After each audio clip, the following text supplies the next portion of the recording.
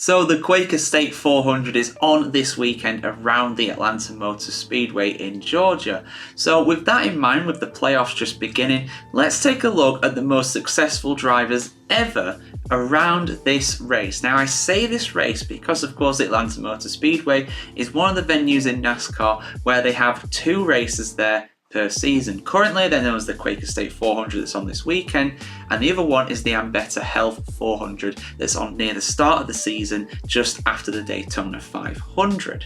So I don't want to combine them both together. Sometimes I combine them both together to make a joint list with these things, but I feel like there's enough winners here at the Quaker State 400 to go through who has won this second race in the season for the Atlanta Motor Speedway the most during the NASCAR Cup Series kind of run. So actually, for once, it's a perfect top 5. It's a perfect top 5. There's a clear top 5 for who has won the most. So I'll start with the drivers that have got 3 victories here over the years, and I'll go from the newest, the most recent one to achieve this feat, to the oldest, because the oldest has done it first, so I feel that's more significant. If it's at the same time in motorsport, the guy who did it first gets to go first. So I'll go this way. So the first one on my list is none other than Kurt Busch.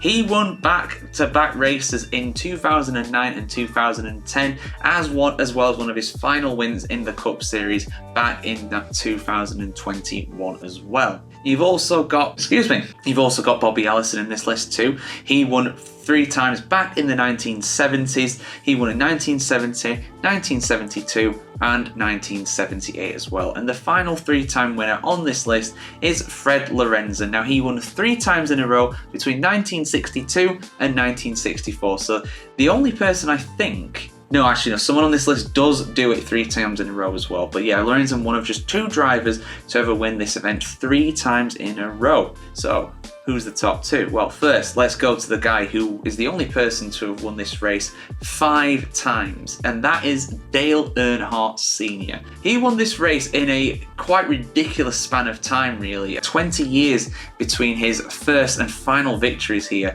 He won in 1980, 1988, 1990, 1996 and the year 2000 as well. One of his final victories in the Cup Series in NASCAR before his very untimely passing away at the Daytona 500. So there we go, guys. So Dale Earnhardt, one of his final victories. In fact, I'll just have a quick look. It might well be his final victory in NASCAR. I'd be surprised if it wasn't, given where it is on that season. And of course, he did pass away in very early 2001. His last win, no, it was Talladega. It was Talladega in 2000. So almost his last win, one of his last wins. But who's won more than the Intimidator? One of the most infamous and incredible drivers in the history of NASCAR. Some people think he's the GOAT. I've written a video looking at who I think is the GOAT in NASCAR, but you can go check that out on our channel, of course. But who's number 1? Well, the person who's won the most here has won here 6 times. The only other person to win it 3 times in a row, like I just mentioned, it's Cale Yarborough.